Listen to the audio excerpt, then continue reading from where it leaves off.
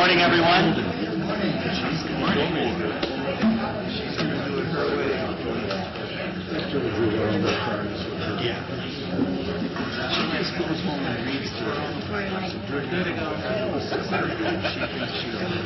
morning, everyone. Welcome. Secretary Radu, will you call? Regent Bartel? Here. Regent Bradley? Here. Regent Crane? Here. Regent Danae Davis? Here. Regent Stan Davis? Here. Regent Drew? Regent Evers? Regent Falbo? Here.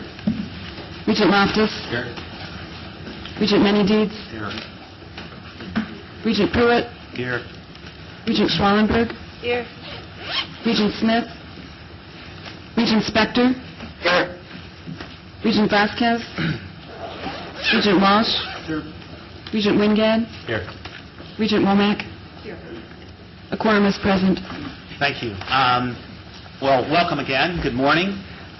Today is a special meeting to engage in some preliminary discussions about our 2011-13 biennial budget request. There are no action items today. This is your chance to understand some of the budget strategies that might be presented next month and how those fit with this board's priorities. I'll encourage you multiple times during the course of today to ask questions, provide feedback to President Riley, his staff, and our UW chancellors as they work to develop detailed recommendations for us to act on next month. As our colleagues around the room join in the conversation, please remember to move to a microphone so that people watching the online streaming video can hear your comments. So before we get started, I'd like to ask President Riley to introduce some new faces in the meeting. President Riley. Thank you, President Pruitt. Good morning, everybody. Good to see you all. I would like to take this opportunity to introduce a few new colleagues who are with us to the board and to the rest of us. First, I want to welcome Michael Morgan, the system's new Senior Vice President for Administration and Fiscal Affairs. Michael's been on the job less than a month, and we'll already be hearing a lot from him today as he leads the discussions on the budget. So, welcome, Mike. Glad to have you with us.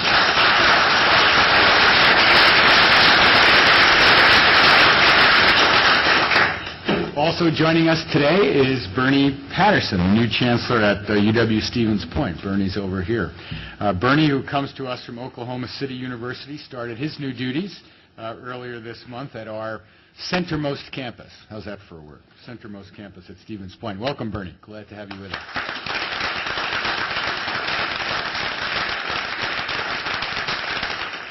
We're also privileged today to welcome another new chancellor, Dennis Shields, at UW-Platteville, an Iowa native. Here's Dennis.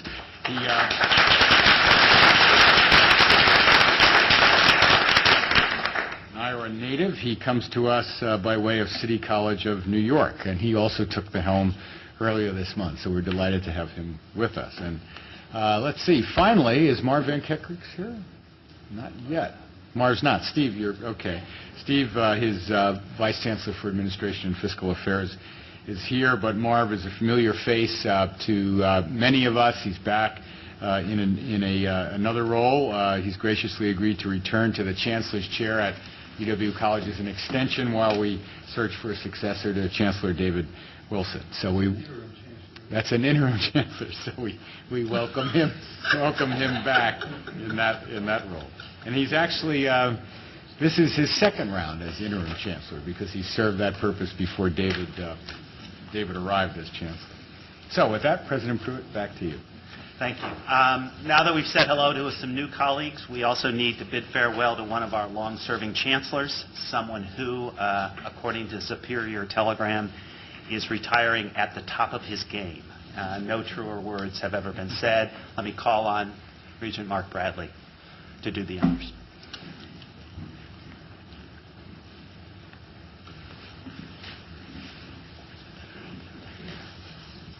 Good morning, everyone.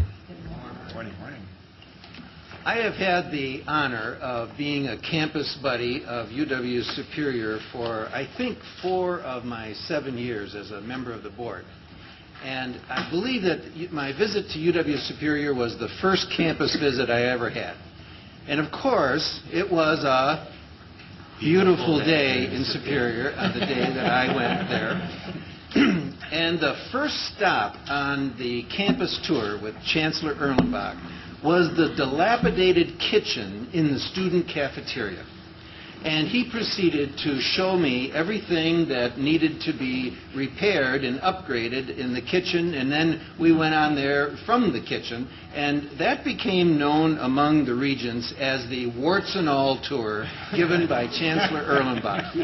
And as we all know, many warts and all tours finally led to a new facility at UW-Superior, just one of the new facilities, thanks to Chancellor Erlenbach's leadership.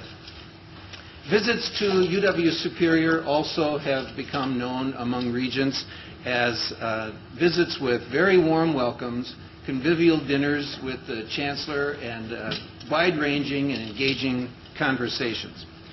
So I'm very proud and very happy to present this resolution in appreciation for Chancellor Julius Erlenbach. Whereas Julius Erlenbach has served with distinction for 14 years as the 11th Chancellor of the University of Wisconsin-Superior from 1996 to 2010, and is currently the second longest serving Chancellor in the UW system.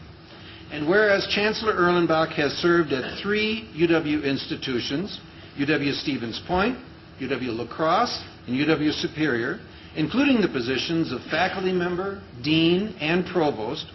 And whereas during his tenure, Chancellor Erlenbach expanded educational opportunities for students, creating a multicultural affairs office to emphasize outreach to students and staff of color, and increasing the number of bachelor's degrees awarded each year by 30%. And whereas he advanced UW-Superior's tradition of excellence in liberal arts education, leading efforts to earn the university membership in the prestigious Council of Public Liberal Arts Colleges in 2001, and whereas under Chancellor Erlenbach's leadership, the university joined the UW-Superior Foundation in launching the highly successful Campaign Superior, Higher Expectations, the university's first comprehensive fundraising campaign, which raised $16.2 million for scholarships, student and faculty support, academic initiatives, and campus construction. And whereas Chancellor Erlenbach oversaw the biggest campus building boom in 40 years, leveraging gifts to Campaign Superior to gain state support for needed construction and renovation projects, resulting in the total renovation of the Jim Danhill Library, as well as construction of Yellow Jacket Union with a new kitchen, Swenson Hall, and the Markovich Wellness Center. And whereas Chancellor Erlenbach successfully expanded the university's alumni program, reconnecting loyal Yellow Jackets with their alma mater through alumni chapters across the country and numerous reunions and receptions, and as a dedicated advocate for the campus and Superior, he adopted his trademark phrase, "It's another beautiful day in Superior," including it in every public address. Be it therefore resolved that the Board of Regents of the University of Wisconsin System offers its most sincere gratitude to Chancellor Julius Erlenbach for his service and dedication to the University of Wisconsin-Superior and the state of Wisconsin, and wishes him a rewarding, well-deserved retirement. Respectfully submitted, Charles Pruitt, President of the University of Wisconsin System Board of Regents. Chancellor Erlenbach.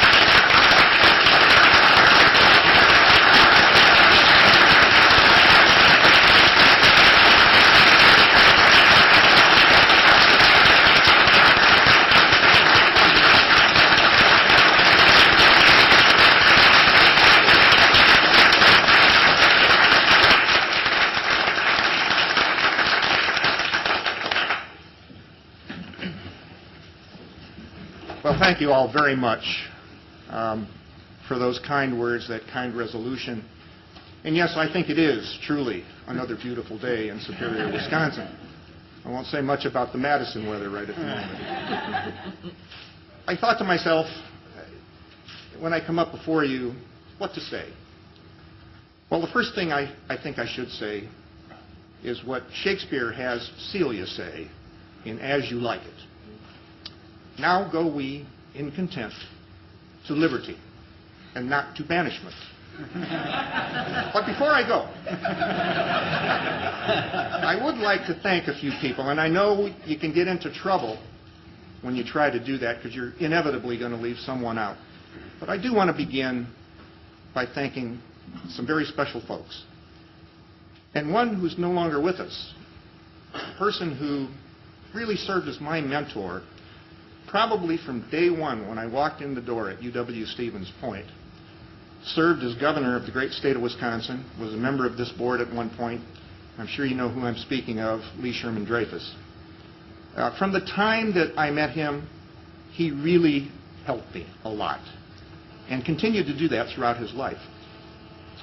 From him, I learned that it's always easier to ask forgiveness than it is to ask permission. A principle I've applied very regularly in working with system staff. And I certainly want to thank Catherine Lyle, former system president, the Board of Regents back in 1996, for giving me the opportunity to serve the northern jewel in the crown of the UW system. And Kevin Riley, good friend, members of this board, for your continued good support and faith in my leadership. I've appreciated that a lot. I'd really be remiss, I think, though, if I didn't specifically thank Toby Markovich, a former member of this board, the regent from Superior, who did many great things during his 8 years on the board to provide support for UW Superior, provide support for me personally, and especially in the realm of being my private pilot.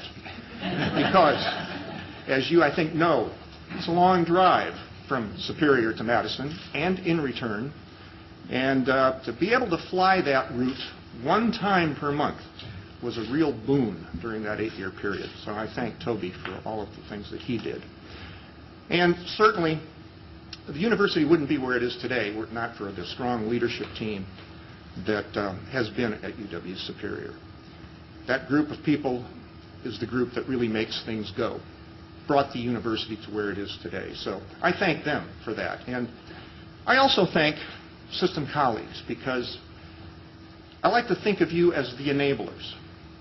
You're the ones who really were able to work with us to enable these good things to happen at UW Superior, and we appreciated that support. I want you to know that. Well, I'm sure I'm leaving somebody out, but as we all know, no speech is too short, just as no gift is too large to the UW Superior Foundation. And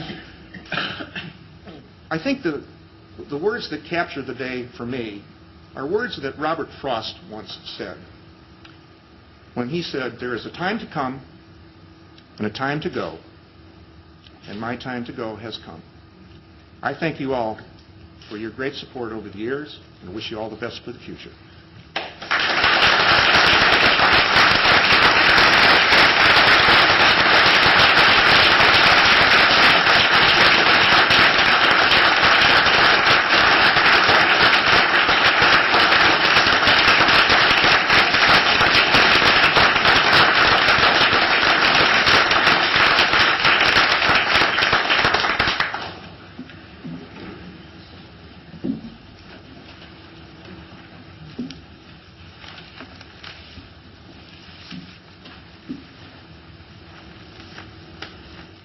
Thank you, Julius. Thank you, Mark. So we now go to a discussion of the 2011-13 biennial operating and capital budget request. Let me just offer a couple comments in advance of that conversation before I turn it over to Kevin. We're here, obviously, to discuss the 2011-13 request, and although July 2011 may seem a long way off, we are required to take action already this fall so that the governor and his staff can begin developing the whole state budget sometime in late winter. But while we address these near-term deadlines, I hope we'll also remember our long-term strategic context, which I'm pleased to report has been the focus of some recent conversations around the state with editorial boards and other media and community leaders. As part of a kind of unofficial barnstorming tour, which I mentioned last month, former Regent President Jay Smith and I collaborated on the Principles for Progress and Prosperity document, and you will find a copy in your folders today. This document tries to lay out a new framework for thinking about the relative priority that's given to higher education in Wisconsin today.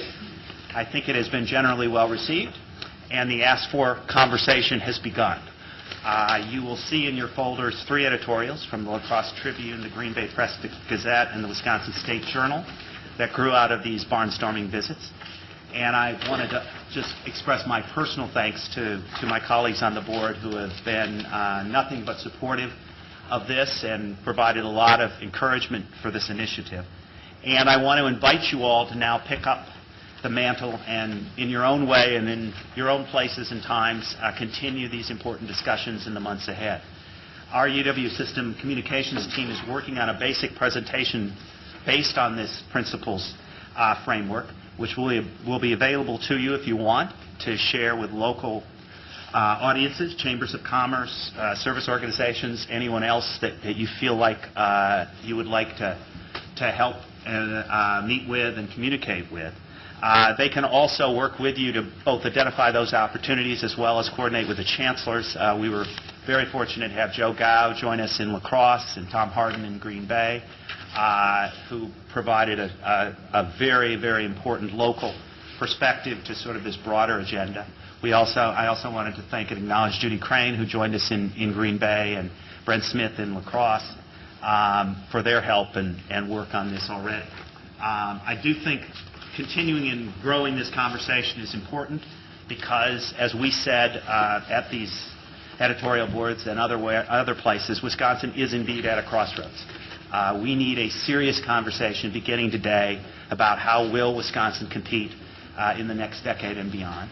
Jay Smith's involvement in this project underscores this is not a Democratic issue or a Republican issue, but it is an urgent issue, one that particular has a sense of urgency as it does coming as the 2010 election campaign evolves, and candidates will be asked and voters will need to decide the relative priority of this university to Wisconsin's future. There's a growing consensus that the state needs more college-educated workers. Everyone agrees that we need more jobs, and people recognize that UW research is a major driver for new business growth and job creation. The UW system and this board has put forth a clear action plan on both counts, some of which we'll address today in the context of the upcoming budget. The Principles for Progress and Prosperity calls for a conversation about a new compact between the state of Wisconsin and its public university, built around a spirit of commitment to shared mutual responsibility. As recently as the early 1980s, the state allocated 14 cents of every tax dollar to the UW. 10 years ago, that proportion slipped to 10 cents. Today, fewer than 9 cents of every tax dollar collected by Wisconsin goes to support our public university. What's a little different here is that when it comes to state financial support, we are recognizing that it is not our role to tell anyone the level of taxes to collect or who should pay those dollars. Those decisions are well above our pay grade. But certainly we can have an intelligent conversation that revolves around the question of whatever number of dollars the state collects, what number of cents of that dollar should be invested in higher education. And out of that conversation, we would hope to come a state commitment to stabilize funding for UW. The people who benefit most from this stability are our hardworking Wisconsin families and students. 10 years ago, and this board knows these facts, but I'll repeat them again, the state covered 64% of the cost of educating a resident undergraduate. Today, the state covers only 40%. This loading of additional costs onto UW students and their parents comes at a time when we know it is absolutely in the interest of all Wisconsin taxpayers to have more college graduates in the state's population. I'd like to emphasize that we're not asking for unconditional support. We all recognize there are no blank checks, but we are arguing for a strategic commitment and greater stability in exchange for measurable performance. The centerpiece of that measurable performance is 80,000 graduates for Wisconsin by 2025, above and beyond those we would normally yield in our current trajectory. In recent months, this board has spent a lot of time looking at the upcoming biennial budget from a variety of different angles. It's been our intent to maximize Regent participation in this important decision-making, and I think we're doing that and hope you agree. And so out of that broader context, we move into this more specific discussion about the 2011-13 process. I was intending to sort of review sort of the various steps, but I think this board has been through them and knows them, what we did beginning in February through our meetings in April and May and June to sort of gradually build up to this day when we began to really get down into the detail of what a budget request might look like. And so with that as a preface, I'm going to turn it over to President Riley to take us to the next step. President Riley. Thank you, Chuck. And I want to thank President Pruitt for driving all over the state from Milwaukee on this barnstorming tour, which continues. I greatly appreciate the time and energy you're putting into this, Chuck, and I know the chancellors do too, having spoken with a couple that we've already visited with, and we look forward to visiting with the rest of the chancellors and their local media and community leaders as we continue this effort. I should say that I especially appreciate it because Chuck has a GPS system which takes him on the longest route between any 2 points in Wisconsin as he gets out of the big city and tries to find his way around. So if anybody wants to give an early holiday present to the president of the board, a new GPS might be something you'd think of. Actually, and a brain to use it. Particularly useful. Well, we've already, as Chuck said, dedicated a good deal of time to discussion of where we need to go in the budget looking forward. We've added this special meeting to the calendar. This was not a meeting we had scheduled, so that the board has an extra opportunity to try to wrap your minds around what is admittedly a very complex budget that has lots of moving parts in the University of Wisconsin. Just a reminder at ground level about why we're doing this. Well, we have to. State law, that is, requires us to do this so that the governor has time to incorporate our budget request into the larger state budget, which will be presented in early 2011. Here's what the statute says. Quote, "The board shall meet no later than August 31st of each even-numbered year to consider and approve a proposed budget of the department or independent agency for the succeeding fiscal biennium," unquote. Wisconsin statute 15.07 paren 3 paren A. Is that the good way to say that, Regent Walsh? You were always good on the parenthetical citations when you were board president. 15.07 paren 3 paren A. So as part of today's discussion, we'll share some preliminary ideas and some preliminary numbers with all of you, and everything we'll discuss today fits within our growth agenda framework, and that slide with the green circles that's now up on the screen is one that's familiar to you. It's all about more graduates, more jobs, more thriving communities around the state, and a competitive university workforce to deliver on all that. So there are many, many worthwhile ideas and initiatives we all recognize that could fit nicely within that diagram. I want to start by assuring this board that we will not ask for funding for all of them, given what we all recognize is the lingering impact of the major national and international recession. That's sifting and winnowing through a lot of good ideas for what we ought to do, and my colleagues will be talking more about that sifting and winnowing in a few minutes. But that sifting and winnowing, I hope, shows our commitment to the taxpayers of Wisconsin, a commitment that's already evident, I'd argue, in several very clear performance measures. Let me mention a few of them. Our cost per student is now about $2,300 below the national average for colleges and universities. The cost to Wisconsin taxpayers to support a public higher education in the state of Wisconsin, that's the UW and the tech colleges, is $211 per capita per year. Now, in 36 of the 50 states, it costs taxpayers more than that to support their public colleges and universities. So our costs are lower, and our reputation for quality is higher. Our administrative overhead runs now about 6% of our budget, the lowest of all of the universities in our peer group, where the average overhead cost is nearly 10%. And we offer a lean academic program array as well. Out of 280 majors, only one is offered on all of our 13 four-year campuses. 83% of our degree programs are offered on 3 or fewer of our campuses. And last month, you approved a new process, you might recall, to monitor and consider for elimination academic programs that produce low numbers of graduates over time. During the last 15 years, one more data point, we've decreased the average number of credits to degree from 145 to 132. And as a result, the percentage of students who graduate within 6 years has increased from less than 60% to nearly 66%. So keeping the UW affordable for taxpayers in Wisconsin is a top priority. And of course, as the reduction to credits to degree or in credits to degree also demonstrates, we pay awfully close attention to affordability for our students and families too.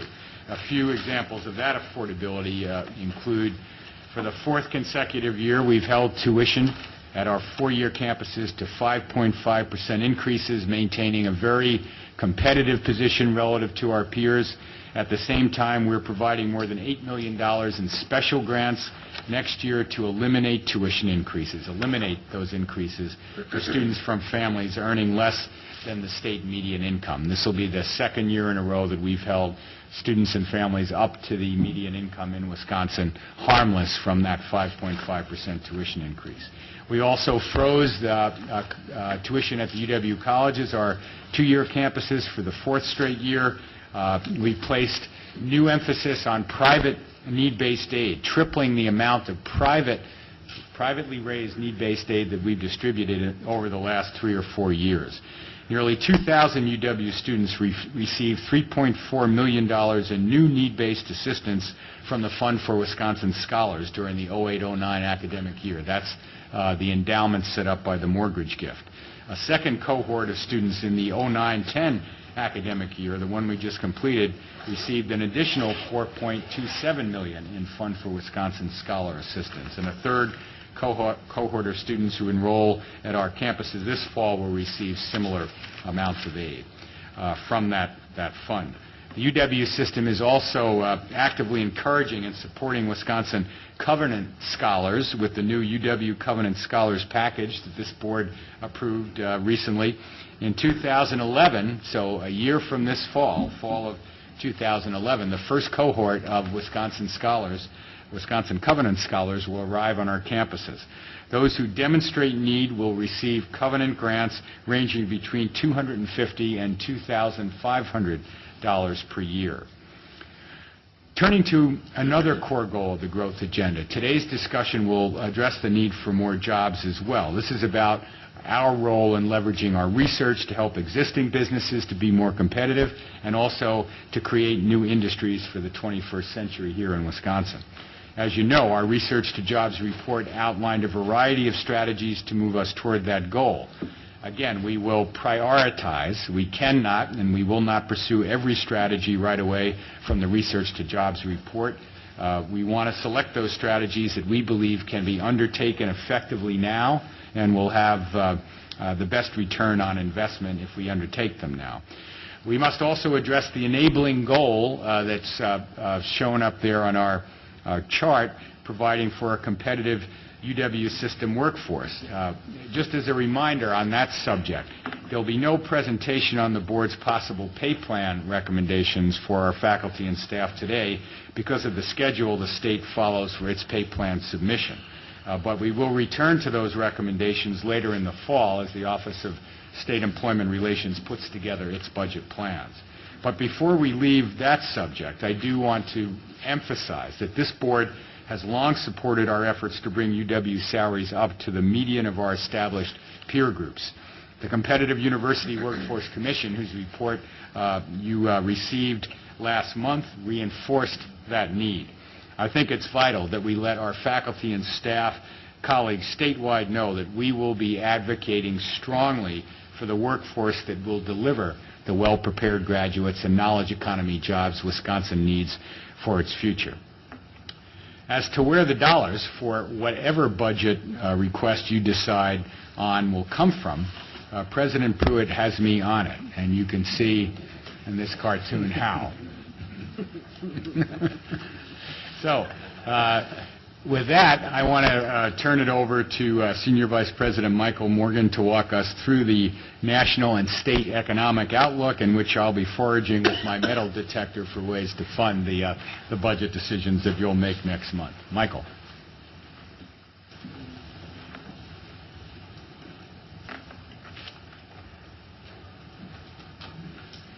Good morning. Good morning.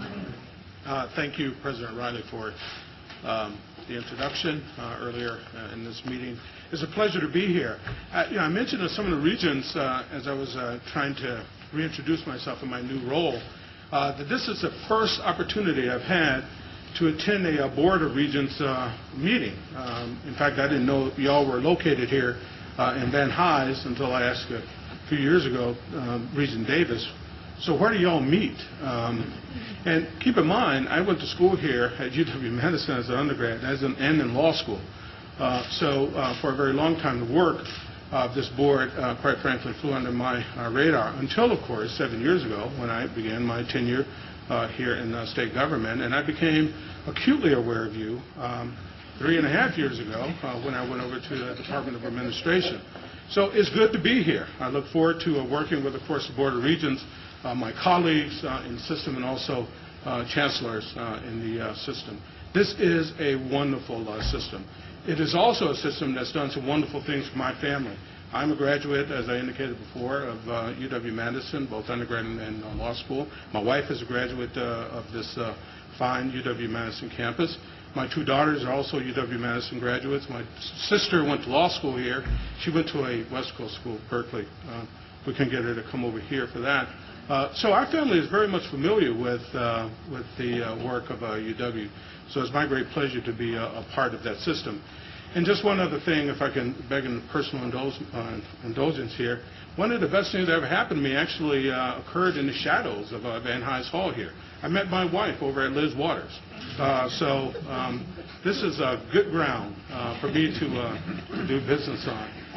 What I'm going to talk about, and that's about the most positive things you're going to hear for a little while from me.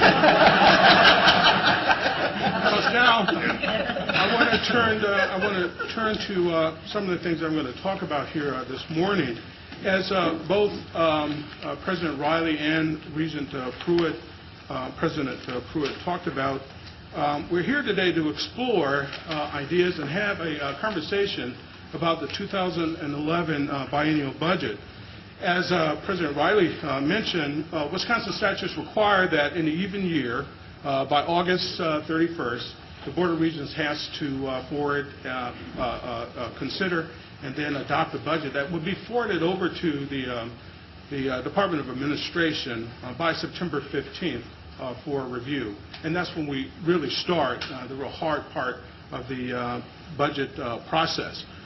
What we're here to do today is really to have a meeting that will serve as a prelude to the August Board of Regents meeting, where you will have an opportunity to then approve the budget that you'll submit to Department of Administration.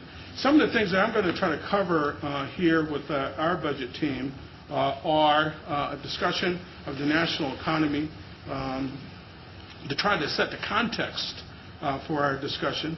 I'll spend a few minutes on the very difficult budget environment, talking about the very difficult budget environment that we are entering, both nationally and here in the state of Wisconsin.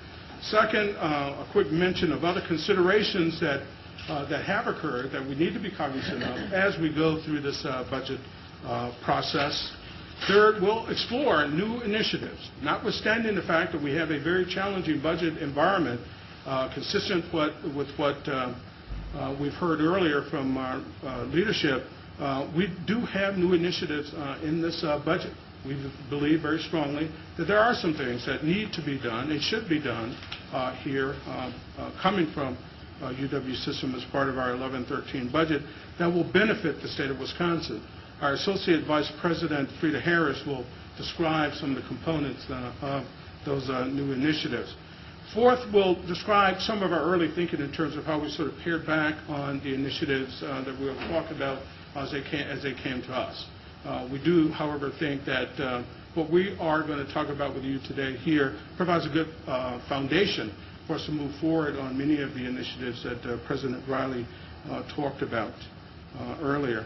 Vice President Durkin will talk to us about things related to the briefings that y'all had, that is the Regents had, that were conducted by Associate Vice President Harris and Vice President Durkin. And I skipped one piece here. That would be the next to the last item there. State budget instructions and cost to continue. That's a highly technical discussion that goes on between UW System and the Department of Administration. And I'm going to let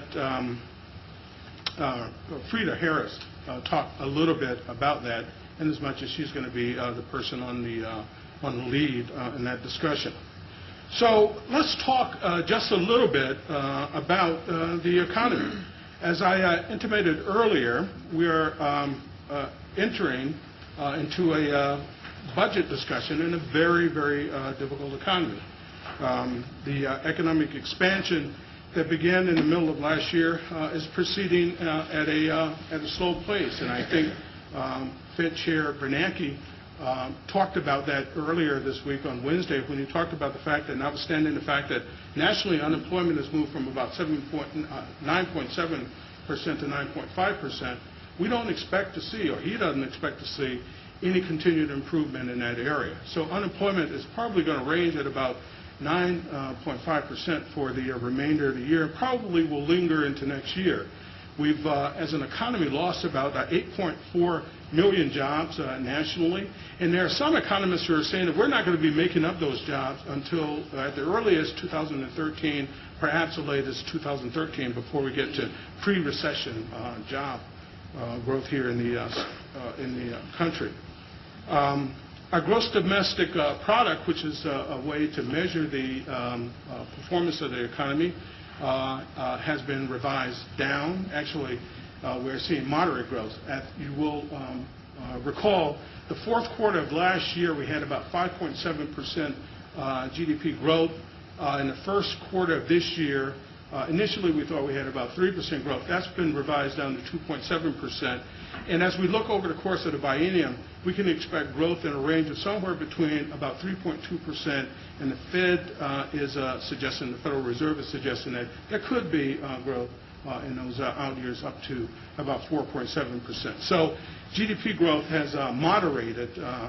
Although we're coming out of the recession, the growth has moderated. And many of the reasons why, a couple of the reasons why we're seeing that is because we're seeing flat retail sales. In fact, here in the state of Wisconsin, we saw retail, in the nation, we saw retail sales lose about 0.5% in growth in the first quarter. In the state of Wisconsin, we're doing a little bit better, and I'll talk about that later. New home sales slipped in May, 2.2%, and existing home sales fell in June by 6%. So as you can see, you know, the economy is very mixed right now, and there are a lot of challenges. In Wisconsin, the prospects are a little bit better. The seasonally adjusted unemployment rate in the state of Wisconsin, which has always been below the national unemployment rate, went from 8.5 to about 8.2%, and that's good. That's particularly good for the state of Wisconsin in terms of revenues, because it impacts on the biggest source of revenue for the state, and that's income tax revenues. Real personal consumption has reversed the trend that we saw in the last 2 quarters of last year. We're actually seeing some growth in that area, whereas in the last 2 quarters of last year, we actually saw a decline. In fact, in the fourth quarter of 2009, we saw, you know, some significant declines. But now we're beginning to see a rebound, and that'll be a boost to sales tax revenue for the state of Wisconsin. National and personal income also is beginning to reverse its trend. It was going down in the last 2 quarters of 2009. The first quarter of this year has been very positive, although not the kind of growth in personal income that we would like to see. Once again, that's important here in the state of Wisconsin because income tax is the largest revenue source that we have. In fact, turning to collections for the state of Wisconsin, as you know, in May of 2009, the Fiscal Bureau revised down revenue projections for the state. And I'm happy to say that, notwithstanding the fact that they revised those figures down, revenue collections or revenue growth here in the state has been right at about what the Fiscal Bureau indicated, which is a good thing. That means, of course, that we're not losing ground. And in some cases, for the first time, in two instances, for the first time, we're seeing year-over-year growth in revenue collections, in income tax and in sales tax, the two largest pots that we have here in the state. So it's not a positive, nor is it a negative. I'm trying to recall the term that Bernanke used to describe the economy, but it's a very mixed economy that we find ourselves in today. Now, there are some other considerations that I want to throw up onto the board as we begin our budget conversation. We have a $2.5 billion structural deficit that we're going to have to work through with the state. This deficit is on par with the kind of deficit that we saw back in 2003 when then new Governor Doyle entered office. You may have read about the Supreme Court, the Wisconsin Supreme Court decision regarding the patient compensation fund. That's not an issue that will impact us between now and the election of a new governor, but it's definitely something that $200 million short hole that we have now in the budget is definitely something that's going to have to be addressed during the course of the next budget. And then it's unlikely, the third piece that I have here, it's unlikely that we're going to see another federal stimulus bill. The Obama administration was very generous with states during the last budget, and the state of Wisconsin did very, very well in utilizing those dollars in a way that didn't result in dramatic cuts being made on institutions like UW system. It's doubtful, given the debt situation that the federal government is in currently, unless we see tremendous growth in the economy, that we'll be seeing another federal stimulus bill coming forward. Now, notwithstanding all the bad news that I just talked about, the budget proposals that we want to discuss today recognizes that, yeah, the country has gone through the worst recession in generations. But it's also a budget, and the budget we're going to talk about, is also a budget that recognizes a couple of things. The important role of colleges and universities and UW system in helping us to not only pull ourselves out of this recession, but also strengthen the Wisconsin economy to the future. You're going to see proposals that drive the growth agenda, that talks about research to job, that begins to provide some of the foundation that we hope to build on in years to come as we get into a stronger economy on those kinds of initiatives. Regent President Pruitt talked about the barnstorming that they've done all over the states. We believe that this budget supports many of the ideas that the Regent President has been talking about around the state. It talks about the importance of jobs.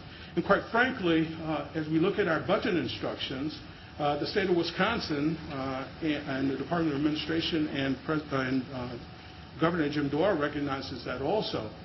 In the budget instruction, it's clearly indicated that state departments should expect zero increase in their budgets outside of a cost to continue, except, and there are several other exceptions, and UW system is one.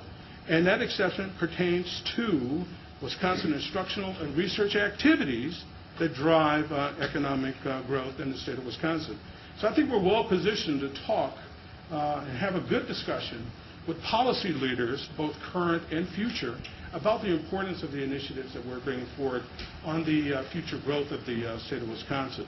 And we're going to have those discussions. We're going to have those discussions with policymakers, legislators, gubernatorial candidates as we go forward with this budget. Frida's going to come up in a moment and talk about new initiatives that are contained in the 11-13 budget that focus on economic growth. And why don't I just invite you up here now, Frida, to talk just a few minutes.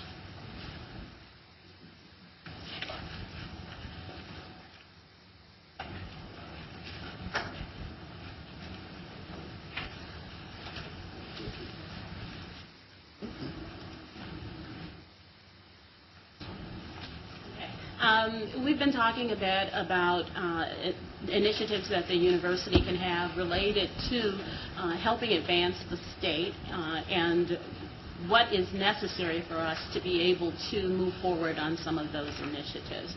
You've seen this graph many times, looking at the core goals related to more graduates, more jobs, and a competitive university workforce.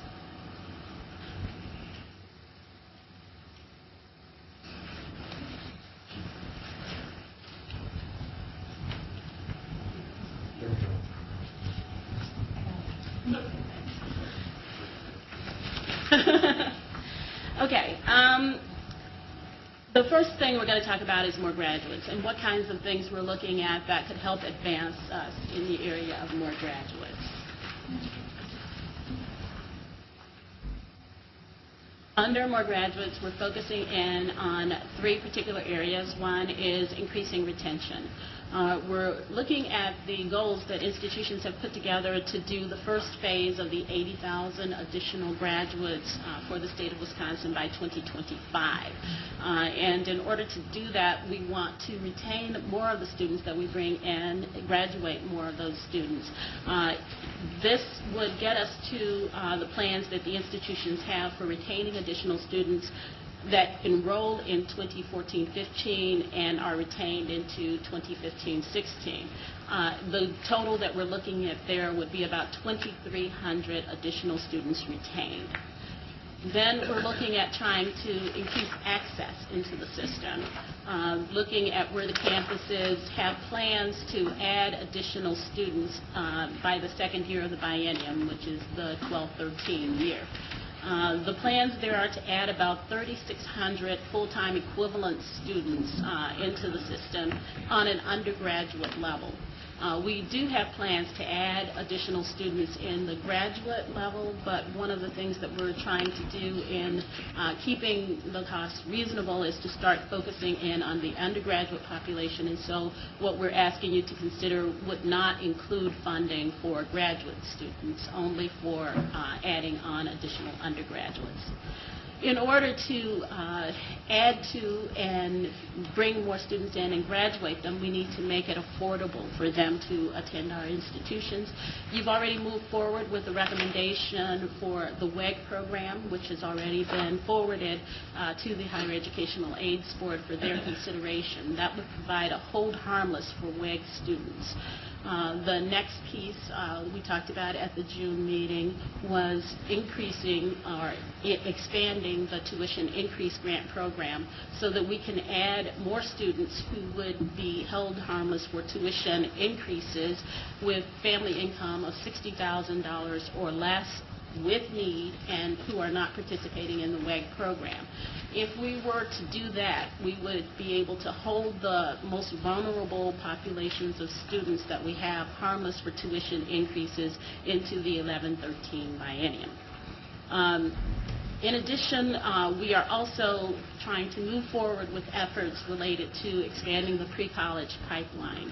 And so that would be another piece for your consideration as we move forward in 11-13. Focusing in then on the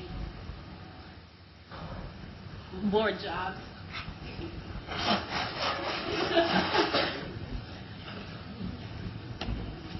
When we look at more jobs, we have several components that we've been discussing with you. The first one is related to the recommendations for the Research to Jobs Implementation Committee report that you received also in June. That looked at some specific areas related to having a week-long entrepreneurial course, looking at having a portal and a website for information, and having emerging technology centers. The recommendations that were included in there focused on trying to have about 7 emerging technology centers. In looking at that, we're trying to moderate again what we're requesting, and so we're asking you to consider having 3 emerging technology centers. The upward cost of a center getting started was about $1.2 million. We're asking you to consider doing 3 of those at about half of that cost, with the institutions providing some of their own resources to move that forward and seeking funding and support from business partners. The next piece is the library's research commons, and this is one that was included in last biennium's request as well for additional digital resources for our libraries. We haven't had any additional support at the library since 1999. This would provide resources to help us move forward in our research efforts at our institutions by having the knowledge information that they need to do it, get more students involved in undergraduate research, and to also help us with being able to recruit and retain faculty who need to have good data for them to be able to do the work that they need to do. The next piece is the University of Wisconsin-Milwaukee's research initiative. As you know, Milwaukee has a plan to increase their research support from the state by $30 million over a period of 3 biennia. So the request would have been to add $10 million in each new biennial budget request. They received $10 million, or basically $10 million, in the 2007-09 biennial budget. We had the request for additional resources in 2009-11, but like most new initiatives that we brought at that period of time, there wasn't funding available to advance that. We're bringing back the second phase now so that we can continue. Some of the focus of the resources will be for the schools of public health and the schools of freshwater sciences to do some cluster hires and to focus in on adding additional graduate student support. UW-Madison is we have a request for UW-Madison related to adding additional graduate assistants to the campus. We are adding about 75 additional faculty to UW-Madison. Those faculty generally have about 3 graduate assistants who would be working with them. The funding for the salaries related to the graduate assistants is included already on the campus. They have the resources for that, but we need to have some additional resources. Okay, we need to have some additional resources available to cover the tuition remissions. Now, the funding that is there for the graduate assistants will help leverage federal resources that come in, and the expectation is that we would have about $35 million of additional resources, more than 7 times the amount that they are looking at requesting related to that if we move forward with this initiative. For the comprehensive institutions, we are looking to try to build the research infrastructure that we have at the comprehensive institutions. And in order to do that, we need to have some funding that will allow faculty to engage in research. We need to have grant money, seed money. We need to have funding related to conferences and travel and those kinds of things so that they can meet with other people who are in those fields and work together. So we're looking at trying to get additional resources in that area.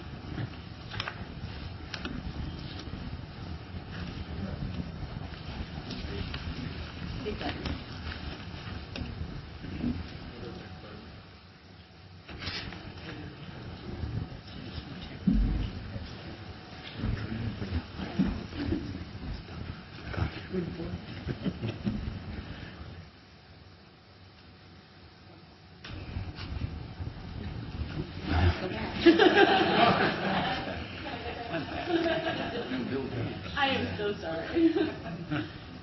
Okay. The last piece of what we are asking you to consider is the foundational activity. As President Riley said, that discussion on pay plan for faculty and staff will occur in later on in this year. However, one thing we are asking you to consider is the piece related to the rescinded 2% pay plan for non-represented faculty and staff within the system. That issue is because of the fact that when the pay plan was rescinded, it was not rescinded for everyone. It was rescinded only for the non-represented staff. Those who had contracts as represented employees received the 2% pay plan, and so this is a request to consider asking for that 2% pay plan for faculty and staff who had it rescinded. So that is basically it for the discussion of what we're asking you to look at.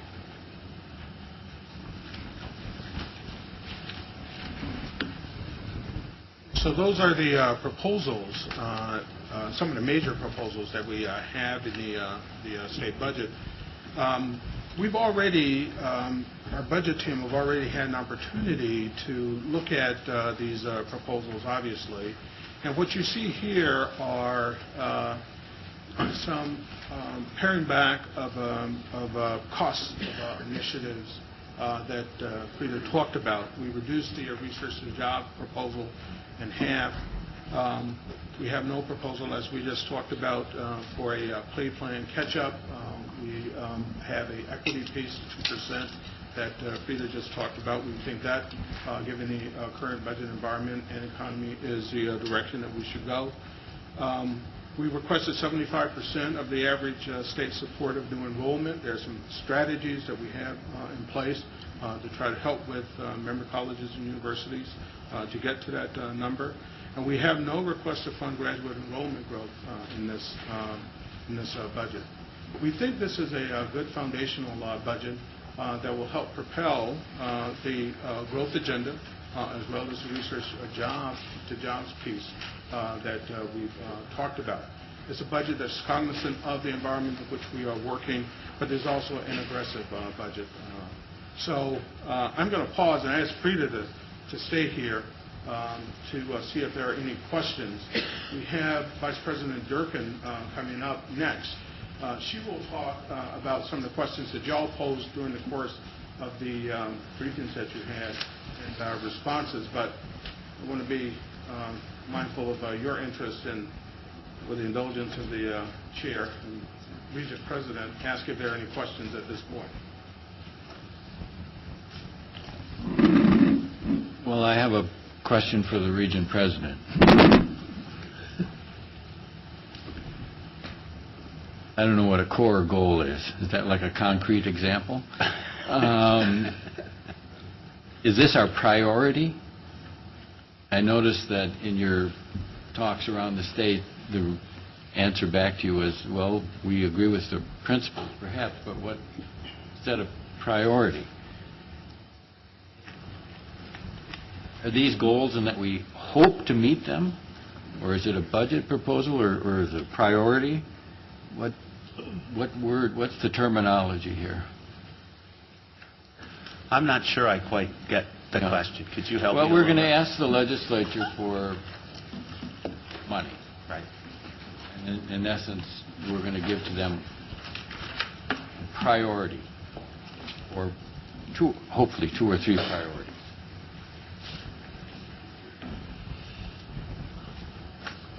So what would be our priority in the 80,000 additional graduates? That's a goal, which we have, and that policy is not one we voted on, as I recall.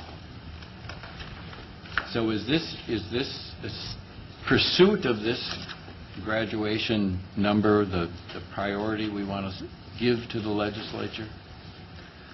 I would say that I think that is a fair topic for discussion with this entire group. That's obviously going to be a decision that this board needs to make. I think, as I understand it, Regent Loftus, that that there, as Michael and Kevin and Frida have outlined, I mean, there are multiple components to this budget proposal designed to serve those various 3 sort of pillars that are within that famous growth agenda, now famous growth agenda chart, and each sort of section of the budget proposal addresses some or one or more of those aspects. But the issue of prioritization and stuff is, and those questions are certainly questions that are open for conversation and discussion as part of today, as well as in August and leading up to the actual budget submission. Is that at least reasonably responsive to? Yeah, I think that's right. And I think, Tom, what's tricky here when you think about the more students and more jobs is that if somebody were to say, well, why don't you just do the more students, not do the jobs piece? I think we owe it to the legislature and the public to say that's not going to work, because if we just produce more students and aren't part of the economic engine producing more jobs, the students we graduate are likely to leave and go find jobs somewhere else. So I think we need to continue to press all the pieces of that agenda. It's more jobs, it's more students, it's more jobs, it's a foundation in terms of what we pay our people on the ground to deliver on those more jobs and more graduates that we need to have the conversation about now. People down the line may have to make choices about what they think the top priority is, but these are so integral and so intertwined with each other that I think we need to press them all, those three. Well, I think that those are good and fair responses. I also think we need a discussion if we present this to the legislature as our priority. How are we held accountable for the achievement of this? It's a rhetorical question at this point. How are we held accountable? Are we holding ourselves accountable, or are we suggesting something to the legislature in a performance-based funding or something that says, you give us this, we'll give you this? And I think that's the dialogue we started, saying it's 80,000 new students over 15 years. Here's how we get started in 11-13 with this number, and we're committing to add that number in 11-13 toward that 80,000 goal. And then we have goals to get there in retention and graduation, and as we roll that out over the next 15 years, you'll see more look, I think, back at whether or not we've reached those particular goals or not. You can't start out with a performance-based model, because right now we have goals and it's the beginning of setting those goals. So we're looking to fund it according to the students real enroll, but then the question over time will be, are those students who enroll actually graduating, being retained and graduating at the numbers that will get us to 80,000. Chancellor Martin was interested in Chancellor Martin. No, but I would ask that you use the microphone, or the communications people will come after me. Whether I defer or not? Okay. The question of priority that I would like to ask the Regents to think about before the next meeting has a slightly different cast, and that is, here's my question. I'm concerned that we will get a cut in our base funding. That seems highly likely. And we could get a cut in our base funding, but with enthusiasm for funding some of these initiatives. And I guess my question is, how are the campuses supposed to carry out these new initiatives when the core gets cut again? And could we be put in a situation where we would have no choice, actually, about whether we fund our core activities as well as we can in the face of cuts again, or whether we have to, in a sense, cut even more because we're asked to do these research to jobs or increased enrollment initiatives in the face of significantly less money for teaching students and doing our day-to-day core activities. That's my concern. I don't know how it would play out, but I'm worried about it playing out in such a way that we get cut in our base, which none of us, I think, can really bear easily, but told that they like these other initiatives. And I'm just wondering what our strategy is if that happens. Well, I think we need to make an argument about what we need to do for the state. And then we'll see what the state comes back with, and we'll have to make choices based on what the response is. I don't think we can say at this point, given where we are, just give us more money to keep doing what we're doing. I think we've got to say, here's what we need to do. We know what we need to do in terms of more graduates and more jobs for the state. We've got to make that case, press it hard. They'll decide, and then once they decide, we'll have to come back and figure out how we handle those decisions. But we could say, honestly, we can't do these initiatives if we get a significant cut to the base because we're already leaner than we can possibly be just to do what we're already. We have said that, and we'll continue to say it. And what we're saying on top of that is we do need some reinvestment from the state to do more. It's not just don't cut the base, okay? Now, are we also saying we're going to try to do more with less in terms of cost per student, in terms of the way we pare back some of the initial amounts of money that were attached to research to jobs? Yeah, we're recognizing that we have some internal things we can do to be more productive, and we'll work on that too. But the state needs to reinvest as well. It's not one or the other. Chancellor Gabb, then we'll come to I share Chancellor Martin's concerns, and I think I would frame it a little bit differently. I think one of the great strengths of this system and the board has been that students have always come first, and we certainly feel that way on the campuses. But at a time when our faculty and staff have seen their compensation slip pretty dramatically through both the furloughs and the rescission of the pay plan, I would urge you to make that a priority. If we're going to ask our people to produce more graduates and produce the kind of research that will lead to jobs, we certainly can't ask them to continue to be compensated at a level that is not competitive. So I think this is a moment where we really need to be very clear that our people and how we reward them for their fine work are at the forefront. And, you might say, well, gee, here's the chancellor saying, well, give me back my furlough money and my 2%. If we can get that accomplished for our faculty and staff, I would very eagerly donate any of my personal increase to financial aid for our students. So it's not about administrative salaries. It's about the people, as you've said, who are doing teaching and the research on the ground. So I hope that you'll keep that in mind as you do determine the priorities. Thank you, Chancellor Guy. Regent Crane. I didn't raise this question in the briefing I had, but I've been thinking about it later and also as the presentation was made this morning. And it is the last slide that tells what we are not doing in our expectations. It's called biennial budget expectations, and we're outlining several things that are not included. And I guess I'd like to hear some discussion as to why we're saying those things, and maybe taking the graduate, no request to fund graduate enrollment growth. What are we saying about that?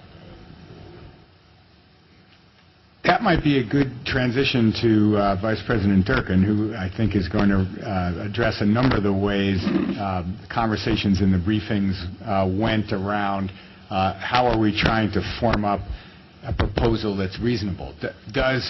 Would we like to put forward a budget proposal that will cost a lot more than what we're kind of thinking of now? Yeah. Do we have need to do that? Do we think the state needs us to do more? Yeah.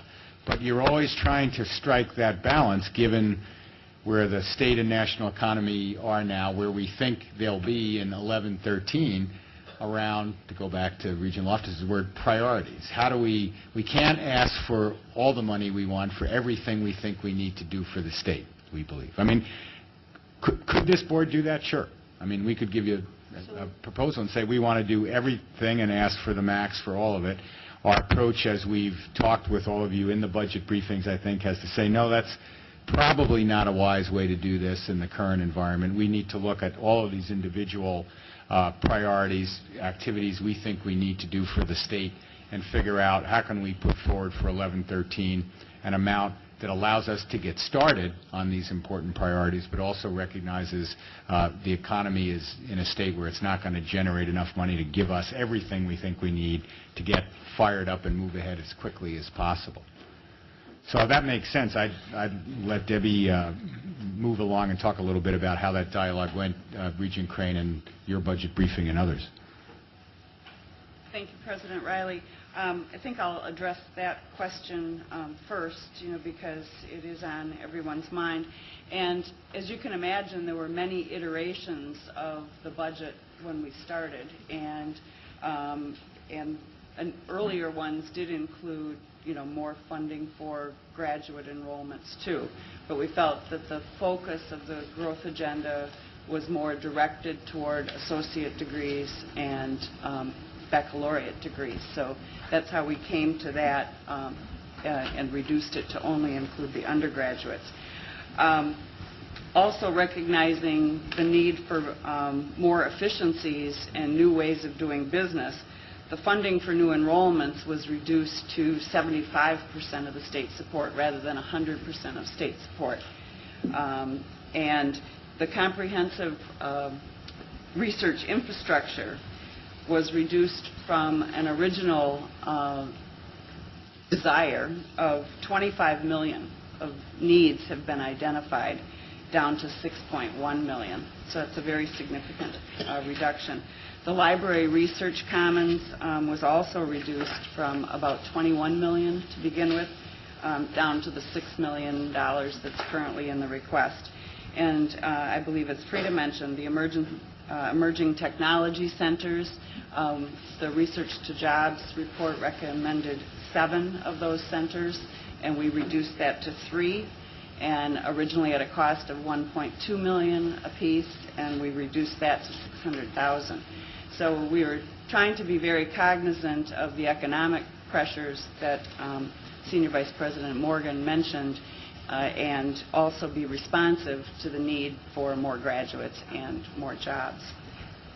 Another question that came up frequently in the briefing had to do with improvements to graduation rates and whether or not there's been a relationship between the reduction in the credits to degree and an improvement. And as President Riley indicated, the average number of credits attempted since 93-94 has gone from 145 down to 132, so that's a significant reduction. And during this same time period, the percentage of students who have graduated within 6 years has increased from less than 60% to almost 66%. So again, a very nice change there. People asked what the breakdown was between access and retention funding on the more graduate side. And about 45% of the request is for retention, and the retention is at the full state support per student. And 55% of that request is for access, which is at the 75% of cost. And we'll also be making a slight modification to that total to include some funding for pre-college programs. And those of us who met at the county in Milwaukee got to see a real good example of that 4-H program that they have going on there. Question came up about projected job growth in the state of Wisconsin, and is there really a need for 80,000 more graduates? And recently, Georgetown University released a study that shows that Wisconsin will be adding 139,000 new jobs between 2008 and 2018 that will require post-secondary education and training. The same study projects another 558,000 job vacancies caused by retirements that will also require post-secondary credentials. And so our campuses have been working, carefully with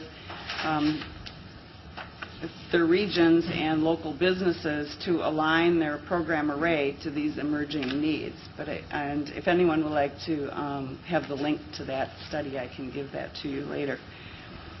A question came up about tuition, and is there a tuition component to our request for more graduates? And Yes, there is. Historically and in this budget request, almost all new initiatives are asked for from the state with both a tuition and a GPR component. The exception to this would be for the research initiatives that are purely GPR funded.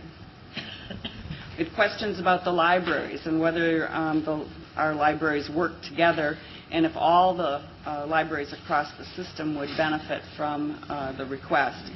And the librarians are the leaders, I think, in working collaboratively across the system, and they address their priorities centrally and collectively, and every institution and all faculty, staff, and students would benefit from the increase in the library funding.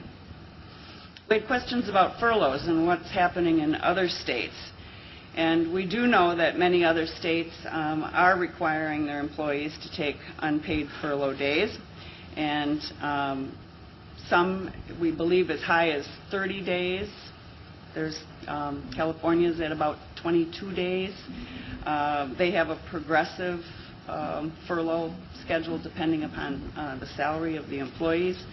And we are trying to gather more information on what other states' plans are for the coming budget cycle, but it's unlikely that we would be able to determine what others are going to do for 11-13. We'll probably have more luck getting information just learning what people are doing in this current fiscal year beginning 10-11. We had a question about how would we differentiate ourselves, with regard to the rescission of the 2% pay plan, and shouldn't we be advocating for that for all non-represented employees? And we do agree that that would be an equity issue, and we are in favor of that being restored for everyone, but the board only has responsibility over unclassified, faculty and staff. So the other non-represented employees are really within the state's purview and oversight. We had questions about some of the flexibilities that we're asking for as part of this budget, and in particular the tuition for quality flexibility and how does that vary from the current statutory language. And currently the board can only make changes to resident undergraduate tuition for items that are included in the biennial budget, approved pay plans, state-imposed costs, self-supported programs, and differential tuition. So a change in the law would allow the board to address quality, and but also know that in the flexibilities that we've requested in the areas of the capital budget and procurement, those are important to us too. Cost to continue frequently drives questions because it has an implication to it that it's cost to just do everything the same as we've been doing it and maintaining the status quo. And so some regents asked about how do we evaluate the funding that we have in our base, because we're kind of a base plus budget funding formula. So cost to continue funds are needed to sustain the same levels of access and quality which have been approved in the previous budget. In most years, we experience some naturally occurring increases to our operating costs. For instance, it will cost more next year to maintain the same level of health insurance that we're providing to our employees this year. It will cost likely more to heat and cool the same classrooms and laboratories that we already have.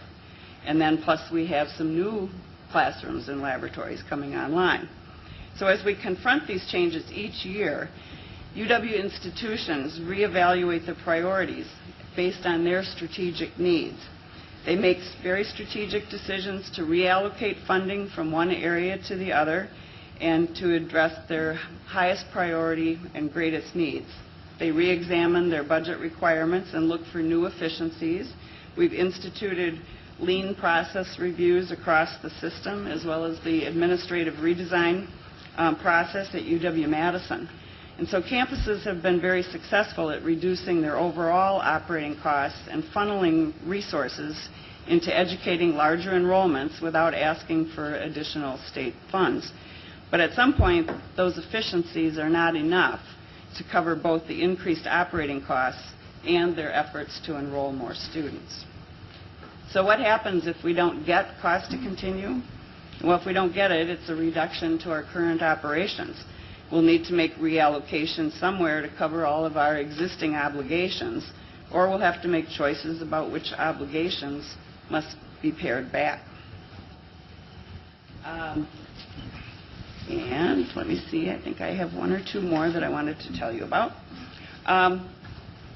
We did have questions about efficiency, because I think everyone wants to make sure that we stay on that path, and asking what we do to stay so efficient, especially when we compare ourselves, to our peers across the country. First of all, first and foremost, we are a system, we act like a system, and we limit duplication. We have one law school, one medical school, one veterinary school, one school of pharmacy. We encourage collaboration amongst our institutions and with the technical colleges.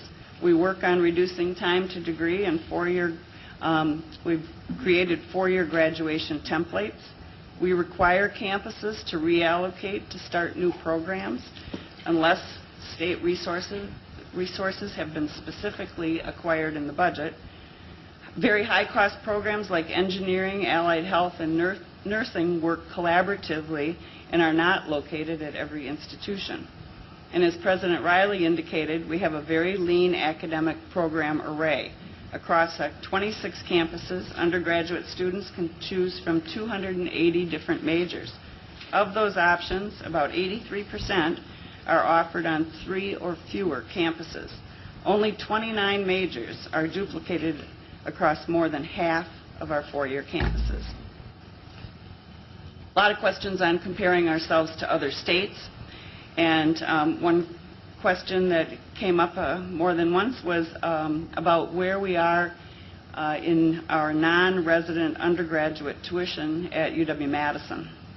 And if it's below the peers, shouldn't we consider increasing it?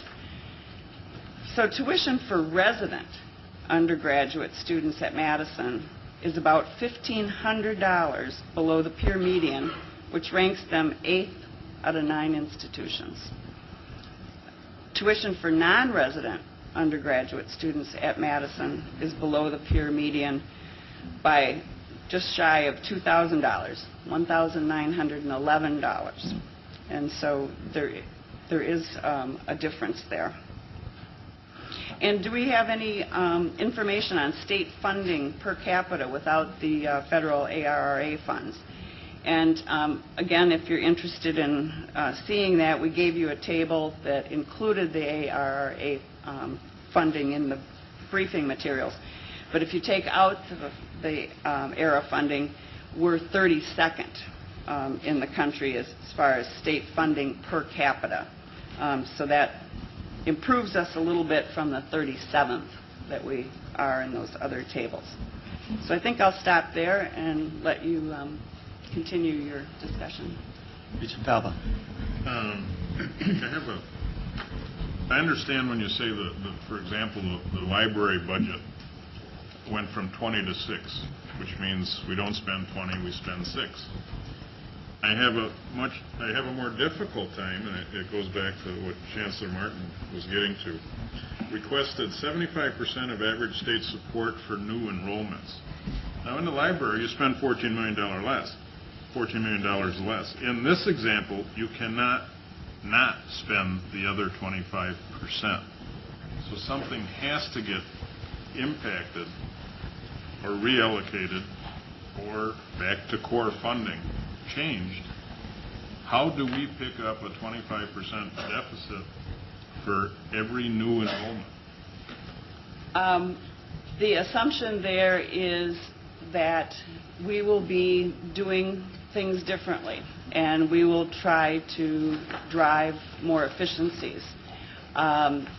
We expect that there will be more offerings of distance education. There will be more prior learning assessment and credit granted for prior learning assessment.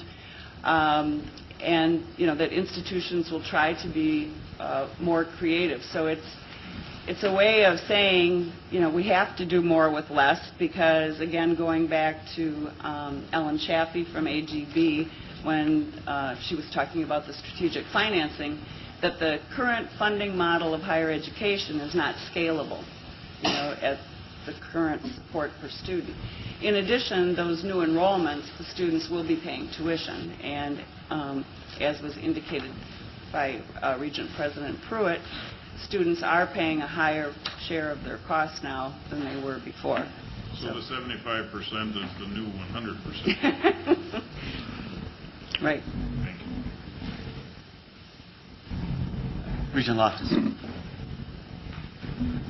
Well, this is based on Chancellor Martin's very realistic outcome here, and on Judy's question about graduate students. I add up that we're committing to over $13 million in tuition increases for the new programs that we're asking for. And that's a lot. The question is, we would be committed to those tuition increases if we got the new programs but got a cut in our base budget. Second is that if you look at the Milwaukee, this is like some more explanation about why graduate students don't seem to be a priority or a core goal. In the Milwaukee example, we're asking for committing to a tuition increase. The benefit will go largely to the graduate programs, but the tuition will be paid by undergraduates throughout the system.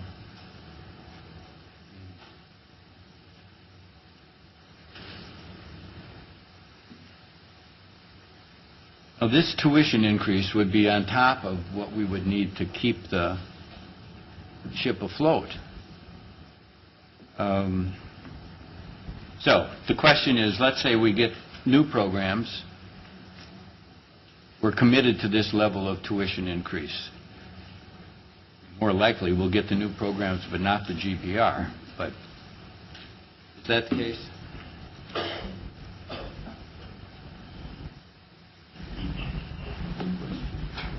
The funding, as we said, that we request, if it is related to instruction of students and enhancing the quality of education of a student, typically is requested on a 65%, 35% split with the state.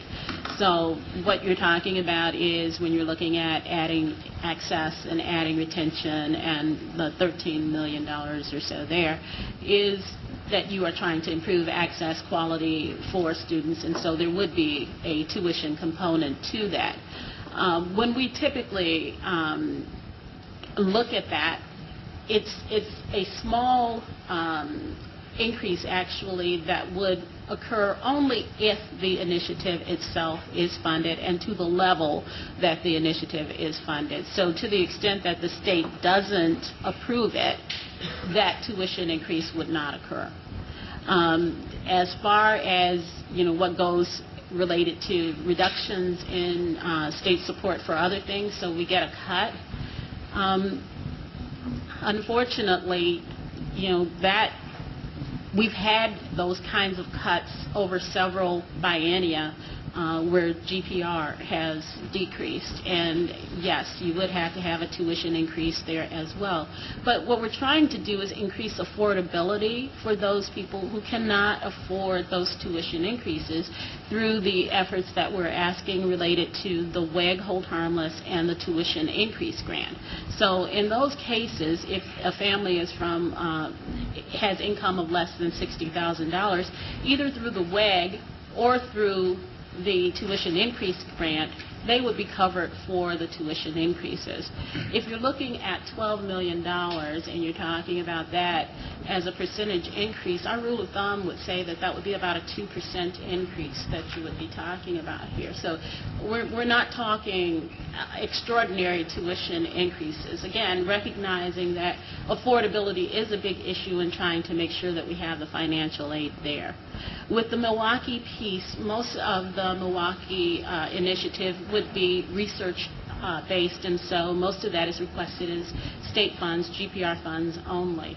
The tuition component really is related to the part that will deal with instruction of other students. So they will have additional faculty who will be instructing students. There will be more grad assistants who will be working with students, and to that part, then we are talking about having a tuition component. But it is not at the regular 65-35 split for the whole thing. It's only related to that part that deals with enhancing the instruction and quality of students at UW-Milwaukee. Can you comment on the perception that we seem to have downgraded the priority that we're placing on graduate education?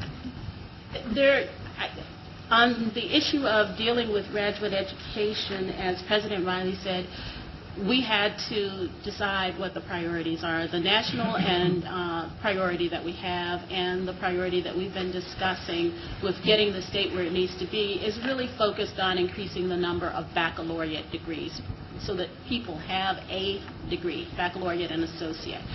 So when we were looking at it, there is some expected growth in the area of graduate education, but prioritizing what needs to happen, what needs to change to drive the economy, for the most part, in the national discussion, has been on the baccalaureate degree, and that's why that particular focus. It's not downgrading it, it's simply saying we can't ask for everything. And again, I think it's important that in the discussions with the board, if this board thought we should ask for additional money beyond what we're thinking of to support bigger expansion in the graduate programs, let's have that discussion. Regent Davis. I'm wanting to say a couple of things. Number one is I appreciate the sort of differentiating. Well, okay, let me try it this way. In my budget briefing, I was persuaded that we should consider submitting a biennial budget request that would advance our growth agenda and to continue going down that path, given that we made a decision as a board and enthusiastically to do certain things, and actually not just as a board, but as a system overall, and the legislature agreed with us and the governor agreed with us.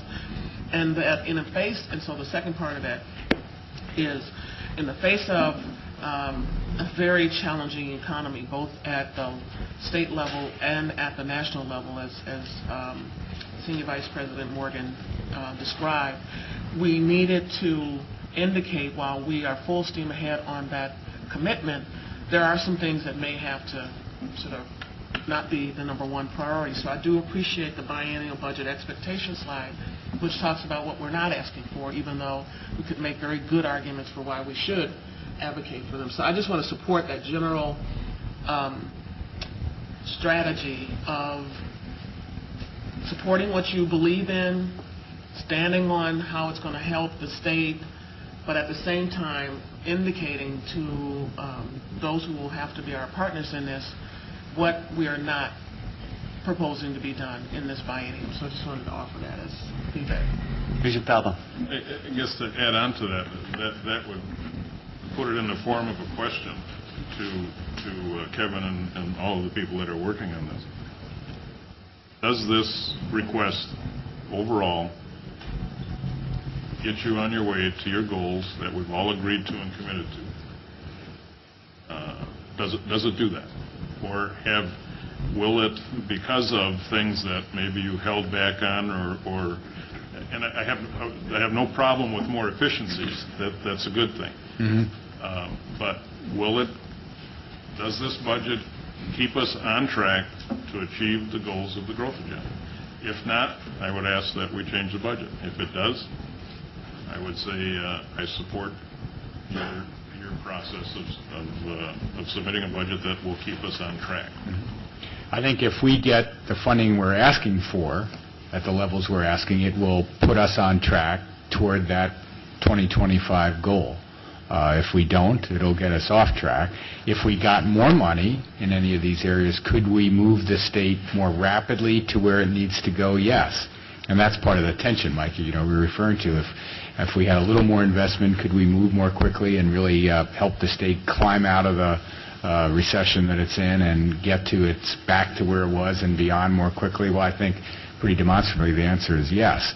But you're always then playing off against how much can we ask for now given the current state of the economy. But to give you a simple answer to your question, I certainly think that if we got the funding for what we are talking about putting forward, that will enable us to get a good start and to stay on track. It would not put us off track from those goals of the growth agenda. President Riley, I just thought I'd confirm that the 80,000 graduates that we talked about were only the associate and baccalaureate, and so it would still keep us on track again for that 80,000. Regent Davis. In light of Chancellor Martin's comments, I wonder if Senior Vice President Morgan would, given his prior expertise and relationships, want to comment about strategies when that in the face of base cuts. I mean, are there things we should consider to ensure that we're not, as we move ahead in advancing the growth agenda, on the hook for that while losing base? I think was the issue. Yeah, well, I appreciate the question. Here, these budgets this budget that we're talking about is being moved forward on a whole, not in bits and pieces. And as we go forward, one of the real hard strategies that we're thinking through is how do we maintain precisely what it is that Chancellor Martin talked about, and is our cost to continue. That's one of the more difficult discussions that we're having with the Department of Administration, and that is, what do we include in cost to continue? How do we protect our base, right? How do we ensure, right, in a very aggressive way, that we have the basic underpinning to build these new new initiatives on? If we can't, maintain that, then we have a flawed base, and we have some real challenges. So what we've been talking about, and one of the reasons why we hadn't gotten into a real discussion about cost to continue here or talking about the base, is because we don't know where that's going to go right now. Frida. We know that she was formidable when I was over at the Department of Administration. I'm glad to have her with me in my new role here. She understands the technical aspects of the budget. But my strategy, our strategy, I think, is protect the base and make the compelling argument that if the state really wants to use this wonderful tool, this asset called the university, to drive the economy to the future, we need to fund the base adequately, right? And then build the new initiatives that we've been talking about. Build the growth agenda, build the resources to jobs on top of that. And our early indications are, based on the budget, the instructions is that the state understands that. We're one of the few agencies, right, that have the leeway to bring forward new initiatives. Everyone else, quite frankly, is being told, not only do you need to have this protect the base discussion, but you need not bring forward any other new initiatives. Chancellor Wells. Just building on that point, I think in order to protect the base, we have to drive hard our commitment to have more better prepared graduates whose degrees are aligned with the current and future needs, degrees in education is aligned with the current and future needs of our economy and our communities at lower per capita cost.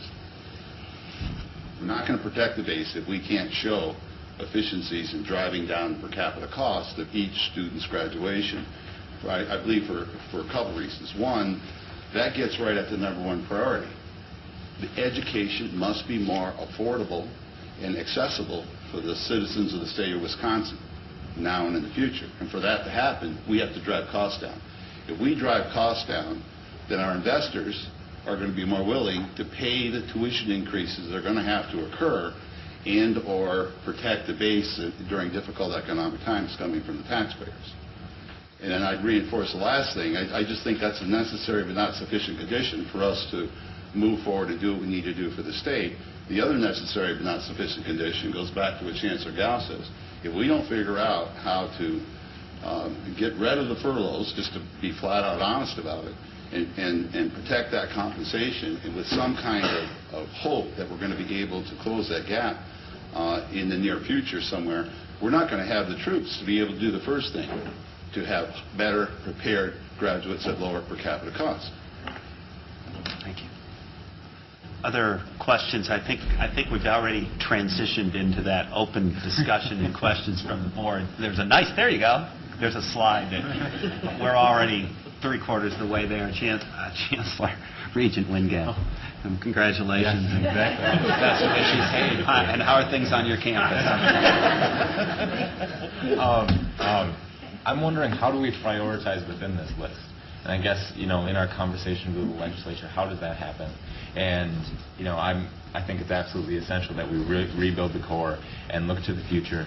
But when sometimes that comes at the cost of having thousands of students that don't receive the financial aid that is necessary for them to have access to the university, how do we kind of create that balance and have that conversation and not just throw everything forward and hope that it all gets funded and then everything gets cut? I guess I don't know who could answer that question the best. Well, let me take a whack at it. Again, I think we've gone to great pains this morning to describe how we have already trimmed back our request. So we've made tough decisions on priorities, and I think that's part of what we have to keep saying to the legislature and the gubernatorial candidates. We need to keep saying that in some detail. And then I think for the whatever we wind up advancing, we need to make the argument, as I said before in response to Regent Loftus's question, about how integrated this all is. The state needs more college graduates. In order to get there, we've got to keep higher education affordable, and that's the aid argument. We've got to keep quality, and that's the competitive compensation argument. All of these things fit together, and I think the way we need to do this is, as we did it in the 07-09 biennium, especially when we had some success with the growth agenda argument, I always like to remind people, 33 million new GPR dollars to drive the growth agenda, was working with each of the chancellors, their leadership teams, and their local leadership, business, civic, nonprofit, to have those folks, those third-party advocates say, we need UW Green Bay to do this in this region. We need UW Madison to do it here. We need UW Oshkosh to do it there, on each campus in each region, so that those third-party voices recognize the integrated nature of the things that we're asking funding from the state for, and press that whole argument together. Our elected leaders, finally, are the ones who have to make the hard choices about what gets funded. I think it behooves us, with our third-party advocates, once we've got a budget crafted in a way that we can really stand behind support, recognizing how the pieces are integrated together, and to say, this is what we need for the state. This is what we're asking for. And resist sometimes what you get pressed into saying, well, choose which is the top priority here. Well, that's really not our role. Our role is to make our argument for what we need, and the folks who do the funding have to make that final priority decision. I mean, in the course of getting to the budget we'll present, and that's what we're doing today, this board, based on the work that chancellors and provosts and we at System have done, are making priority decisions. I don't mean to say there's no role there, but once we get to August and you put something forward, that's our ask, and that's what we ought to press forward with on all fronts. I'd like to ask about the topic of having more graduates that are non-traditional students, that are adult or veterans, because I've seen what happens in recruitment initiatives in high schools and middle schools, pre-college programs. I have personal experience in those types of things. And I'd like to know what we're specifically doing or willing to do to attract more non-traditional students and vets, which are a part of that. I know that we are using more online education, and that's one thing that we're doing. And I know that we are going with the BAAS and some of the colleges, and that's some of this, but I'm not sure that that's enough, and I'm wondering if maybe we could talk about what is being done, or if it could be made clearer for me what's being done. A good question, and clearly outreach to more non-traditional students is a big piece of the growth agenda and has to be done successfully if we're going to make the kinds of goals we've set for ourselves. Let me ask Senior Vice President Martin to comment on some of what we're doing in that regard, and then some of the chancellors or provosts may want to jump in with some specific examples as well. Adult students are definitely part of the strategy. If you look at the, it's just a matter first of demographics. There's no way that we can get to the levels of degree attainment that we're looking for across the state with traditional age students coming out of our high schools. They're just, the students aren't there. And so the strategies are very much based upon attracting returning adult students who have associate's degrees from one of our institutions or one of the technical colleges back to college to complete a baccalaureate degree.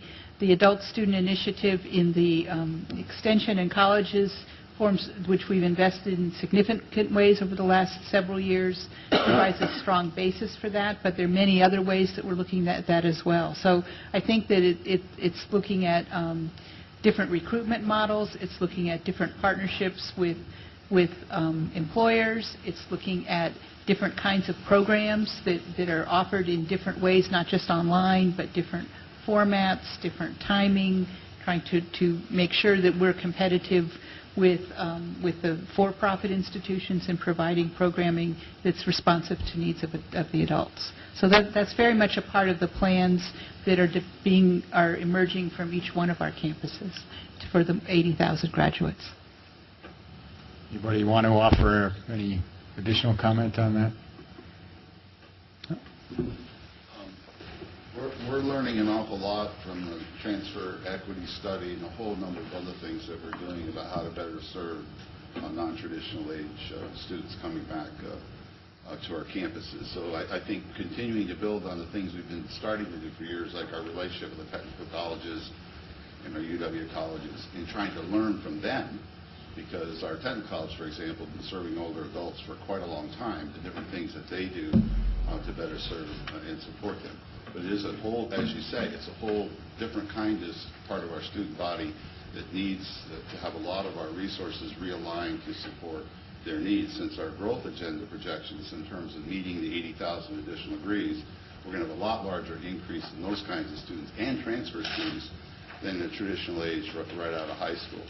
And so we're learning some very interesting things about how our counselors are set up or not to support transfer students, how our recruiters and our retention efforts and the whole inclusive excellence thing, a lot of the older students are not as integrated and aligned with the excellence in the institutions they need to be. But the good thing is we know that now, and it's relatively easier when you know what your problem is to do something about it. Thank you. Vision Crank. I very much support the kind of process that has been going through, and I do support the kinds of emphases that are here. The one comment, as we talk about this in the future, and I understand why it's presented in this way about the stuff this is not doing.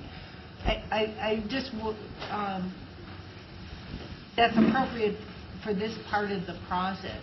But I would not like to think that it would look as if this system was de-emphasizing graduate education, for instance, because obviously increasing the number of baccalaureate degrees also puts new pressure on people seeking education beyond. And I know that, and I know that's implicit in what's said here, but I simply want to vocalize that myself and to say I understand why the prioritization is being made at this point and in this way, but that in fact part of the strength of this wonderful system is the graduate education. Absolutely, and I think that one of the things that I would add to the discussion that's already taken place here about this is that if you look below the surface at the way this budget's put together, it is true that we did not include graduate enrollments on the more graduate side. But if you look at the funding that is being requested for Madison and Milwaukee, for research programs, there's a very direct investment there in graduate programs and new graduate programs, more graduate students, better support for the graduate students that we have, more teaching assistants to teach those undergraduates. So graduate education is not missing from this picture if you look at it as a whole. It's just not the focus of the more graduate side. And the library's request, Judy, too, is part of the undergirding for those graduate programs.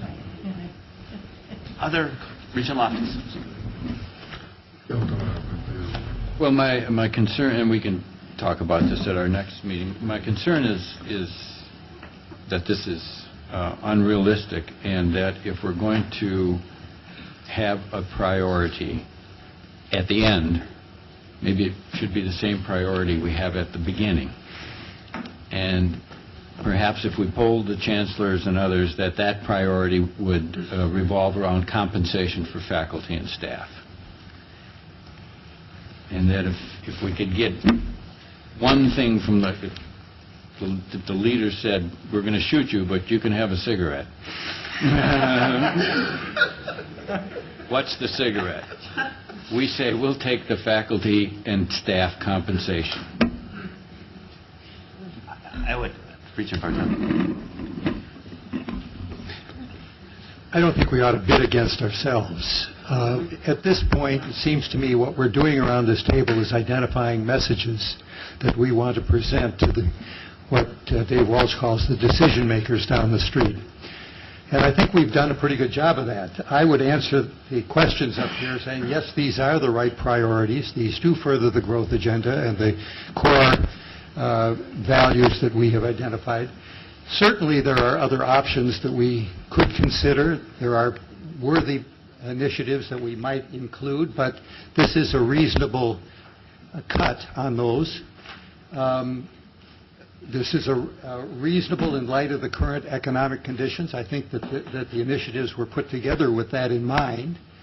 And I think that the messages that we should present down the street are, number one, we have done, not just now, but in the previous years, we've eliminated duplication in the UW system, in its academic arrays and course offerings. We've done that very well. We have achieved a good deal of administrative efficiency. That's a message that should be presented every time we get the opportunity. We think it's absolutely essential to fund our base, to keep the current level of funding for the university. And these new initiatives are not everything we would want if we had all the funds available. We've done a good job of identifying and carefully considering and moderating the request in a cost-efficient way. So those are the messages, I think, that have to be presented. I don't think we should begin by identifying priorities among these things. I think that's bidding against ourselves. I think the idea is that this is a package. We've carefully considered it. It's a reasonable package in light of the situation, and we want to present that to the decision makers. Thank you. Well, this conversation is obviously going to continue, and both in terms of the priorities and, as Regent Loftus has suggested, potentially somewhat different ways, as Regent Bartel has suggested. I would just like to add, before I turn it over to David Miller, that I think what's underscored here is there are multiple conversations going on at one time. And this is not just about our priorities, but it's about the state's priorities, and us sort of making the case as best we can about the urgency of the need for reinvestment in the state university system and some of the other longer-term content. There will be plenty of time for future conversations depending on the outcome of the first conversation and the trade-offs and the pros and cons of different strategies. And so I think as we're advancing forward to August and beyond, we probably should keep in mind the multitude of the conversations and sort of our role in a variety of different venues to play, as you said, in terms of advocating, but also, as Regent Loftus is saying, in terms of making decisions and helping to struggle with priorities what are you going to do with that last cigarette? So, other comments or questions? And if not, we were going to turn to, I think David Miller was going to provide us with a little bit of an overview on the 2011-13 capital budget. As they say in the legislature, all time for debate having expired, we'll get right into it. I'm going to go through this at a pretty fast clip. If I'm going too fast, please just interrupt and say, wait a minute, that you jumped over something important. That is a presumption. Just please interrupt as we go, and we'll get right to it. So, you say no problem. Which button you did? Which button you did? As Kevin talked about Kevin talked about the statutory requirement. There are several statutes that govern submitting a long-range plan, and I find it interesting in the legislature's charge that all building programs will be in the form of a long-range plan that it says to be funded by successive legislatures. So there's a real basis for planning and funding in the future. Sometimes you hear that one legislature can't encumber another, but the statutes say we're to do this long-range planning. And that the Board of Regents is to have a process to bring projects forward to the Building Commission, and the Building Commission is to follow that process as well. And that we're to do so by September 15th. The foundation of all facility planning is in integrated planning. The three pillars of the academy are academic instruction, a way to pay for it, and where to do it. And what I want to convey is that all the underpinning of the recommendations that you eventually get are on this foundation. It is not about bricks and mortar as much as we see cranes in the air, we see concrete being poured, and the actual physical space sort of dominates the structure. The ultimate goal isn't about building space, it is about improving the quality of instruction and student success. In other words, our academic goals cannot be achieved in inadequate facilities. These are obviously examples of, I would say modern, but they're really contemporary, up-to-date classrooms used for instruction today. Very different than when most of us went to school. When I was taught to teach, we were measured by how much you walk, talk, and chalk. Well, if you tried to do that today, I think the students might walk out on you, because that's not going to cut it with today's generation. We taught in rooms at the top, sort of the boomer generation, very familiar, didn't change for decades. Gen Xers really started the computer integration into the classroom, and we thought we were going to have these big, bulky computers and people were going to sit and stare at a screen. That's gone as well. Modern instruction is more represented in the bottom for the next generation, or we're up to Z already. I don't know what happens after Z. We go to AA, I guess. But it's very interactive and exciting and motivational and peer teaching and lots of people in the classroom, lots of activity. And we have to build facilities to do that. These are some of our current facilities. Not all. You know, we have 1,600 general assignment classrooms. Some of them are like the ones you just saw. Wonderful, updated, where we have spent the money to do it, but a good portion, about a third, have never been touched in 40 years. So we have two ways of funding improvements.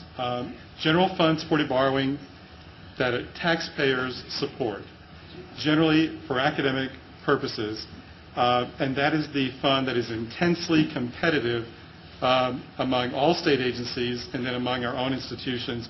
Program revenue supported borrowing, as you know, it is still state-issued bonds, but they're repaid with university-earned revenue, self-supporting auxiliaries, for example.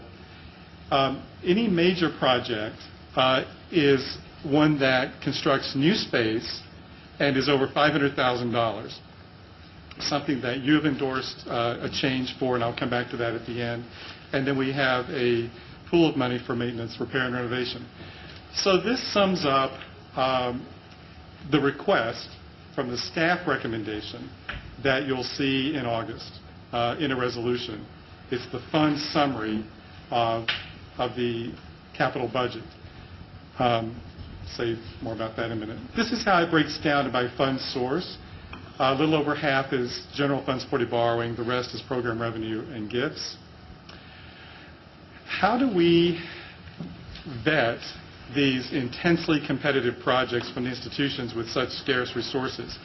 We received this cycle for the institution's 6-year plans, which are not their wish list. It is their prioritized short list, but when you multiply it by 14, we received 77 new project requests.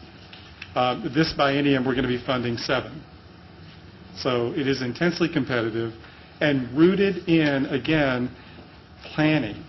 And these are the Regents-approved criteria in broad categories that we use to vet those projects. This is just a quick shot at, to do a 6-year plan, you have to have some basis of projecting where the maximum you might request would be. So, based on $512 million in the 9/11 down here, being the new general fund borrowing in 9/11, the $538 million is simply a 5% increase of that amount. It can be argued, is that high, low, or it certainly is not keeping up with the trajectory of construction inflation. But that's the basis. Generally, the university gets about 63 to 70% of that total new borrowing. The Regent President has many tasks. Right? Thank you, Mr. President. That would be $360 million, would be 63% of that new borrowing. So if the state achieved that level, we're about 63% of total space. So that's the basis, the building block for the request. In this biennium, what these building blocks show is that a significant portion of that $360 million target is already advance enumerated in the statutes. So there are 4 projects that are already advance enumerated totaling $224 million. We intend to request 3 new projects totaling $64.8 million and all agency funds at $72 million. That's down, it's significantly down from what we'd like to see. We'd like to see that about double that amount. But if we're going to stay in a reasonable and predictable target, that's what's going to go down. In addition, one of our high priorities was not funded, 2 of them from last biennia, and we intend to request those, one with existing funding and one with advanced enumeration for 13-15. So just to quickly look at these projects, this is the School of Human Ecology that's advanced enumerated, the middle tower of the Wisconsin Institute for Medical Research that is advanced enumerated. Both of those projects leverage significant gift funding, more than 50%. An entirely general fund project is a very large chiller addition to the West Campus cogeneration facility. Will go in that green space. These are costly infrastructure projects that are critical to the operation of a campus. The Milwaukee Master Plan Initiative is funding $123 million of general fund supported borrowing spread over 3 biennia. Last biennia was $43 million. This coming biennia is $50 million, represented here, and the next biennia is $30 million. And so this is the installment, and I'll show you how that intends to be spent. Combining all 3 biennia together, we will be funding the School of Freshwater Sciences. This is a rendering that is in addition to the existing school at the harborfront. So this is already in design and moving forward.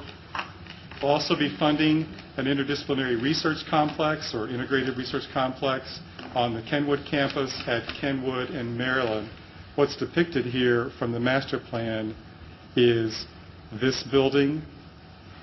Right here will be the first phase. The master plan intends to build out this block for the sciences.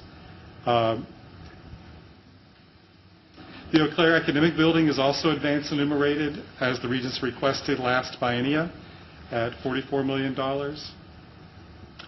And we are requesting funding for classroom renovations that's been a commensurate request with past biennia since 1995, a very successful way to go in and do minor renovations that have a huge bang for the buck, and central utilities as well.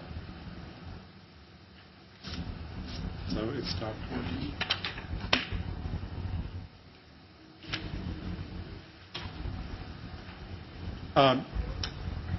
The UW-Madison School of Nursing. So all of those things are really existing. The UW-Madison School of Nursing at $34.8 billion. In the last biennial budget was sort of in and out of the budget depending on which phase of the legislature was looking at the budget. It ended up that, in the conference committee, that we were directed to plan it, and $3 million of planning was put in place to do so, and that we were to request it for enumeration in 1113. And the all-agency funds that you're familiar with for maintenance and repair. UW-Whitewater was the Regents' highest unfunded priority project from last biennia. During the course of the biennia, we accrued around $20 million of savings from other projects that came in well under bid. We took this project back through the legislature for enumeration, and it failed to pass at the end of session, not on the merits of the project, just really because the legislature ran out of time before they passed it. So we're holding that savings in reserve, but we still have to enumerate the project. We're continuing to plan it, and DOA is working with us to hold those funds in reserve so that we don't have to request new borrowing to do this project. UW River Falls Health and Human Performance Facility, this is a storied problem at River Falls that many of you have heard about. You've toured the facilities. Some of rooms we have locked off and condemned because they're so bad, the space that we'll be replacing. This was one of our priorities from last biennium that was not funded due to funding limitations, so we're requesting advance enumeration for 1315. So that's not in the total borrowing of $360 million for 1113, but we're requesting that the legislature take action to put the money in place for 1315. We'll continue to plan it. That allows us to pay the architect to design it all the way to bid documents, and after July 1, 13, we can bid it immediately. So you save a lot of time with advance enumeration. This I certainly won't go into, but it is the basis of a 6-year plan. Again, you have to have some premise for doing planning, and each biennia just assumes a 5% increase in bonding over the prior biennia. If one biennia goes up or down, you adjust the next biennia subsequently, and you can do fewer or more projects in planning. There are a number of program revenue projects, and your August budget materials, the actual budget, will have a full detail of each one of these program revenue projects. Each one goes through the same planning process that a general fund project does, except they don't have to compete with each other. If the funds are there and the project is justified, then it is recommended. A few more miscellaneous program revenue projects.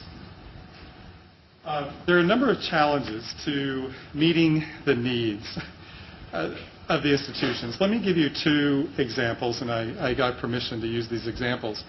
At UW-Whitewater, the dance program has seen a significant increase in enrollment.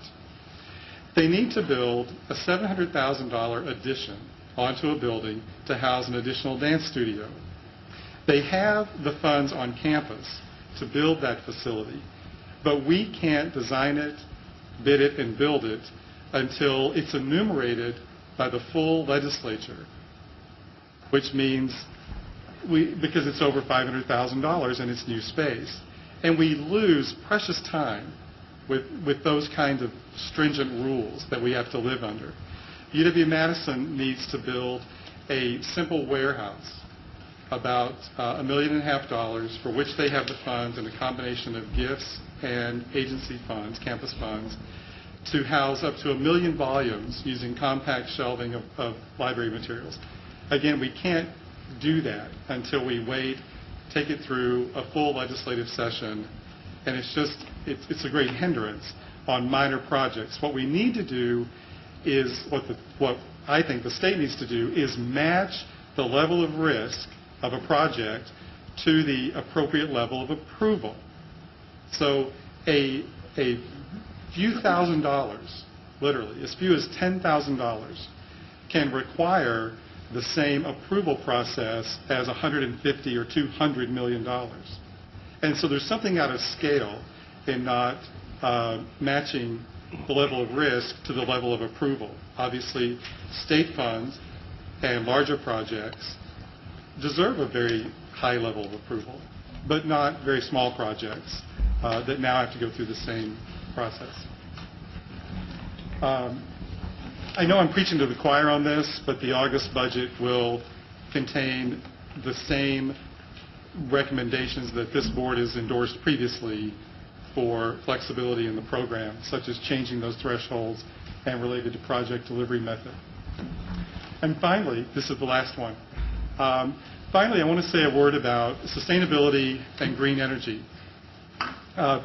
We now design to LEED or LEED equivalent. That's our standard. Whether it is certified or not is generally a cost-benefit analysis. But that's really the standard practice.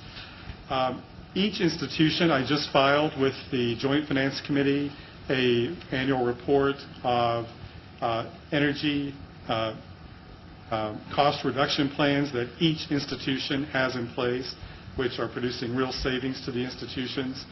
The legislature has, over 2 biennia, appropriated $80 million in program revenue funding. We've used 64% of that. 64 million, or 80% of that, just on our campuses. And that debt service is paid through utility bill savings. And the average payback of that is 8 years. So I just wanted to say that we're really a leader, and that's tossed around a lot. But in sustainability, energy conservation at every institution is working very diligently toward that. The same 4 questions that you previously entertained on the operating budget are the same 4 questions for the capital budget. Is it the right level of funding? Are these the right priorities? So thank you for your patience. We're only 20 minutes over. I appreciate it. Thank you, David. Questions of Mr. Miller? Yes, Regent Loftus. David, I blinked. Could you go back to that miscellaneous slide? Go back?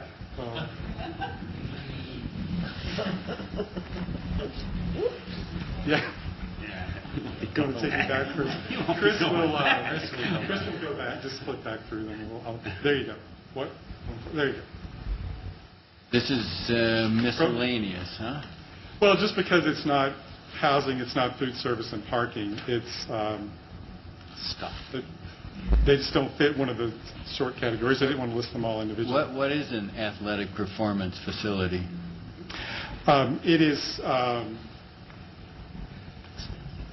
it's expensive, I know that, but what is it?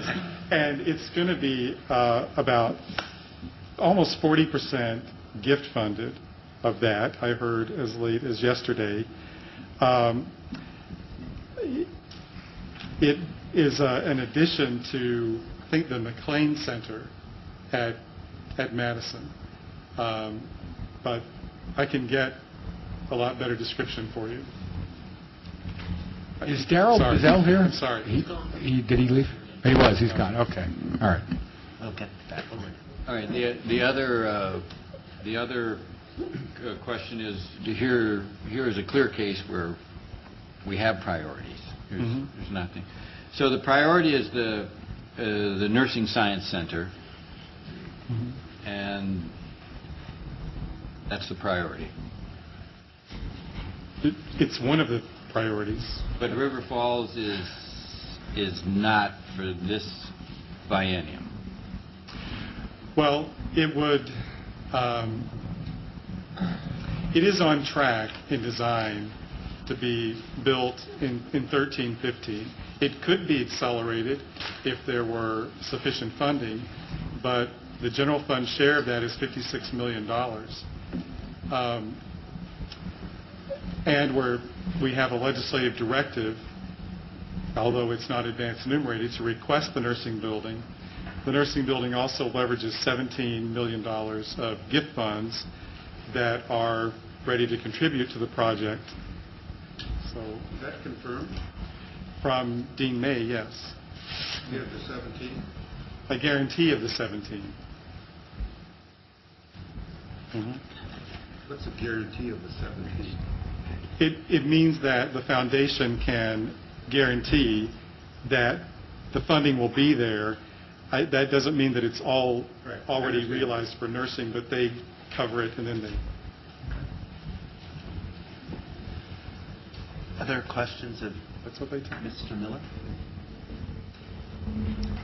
If not, thank you. Okay, thank you.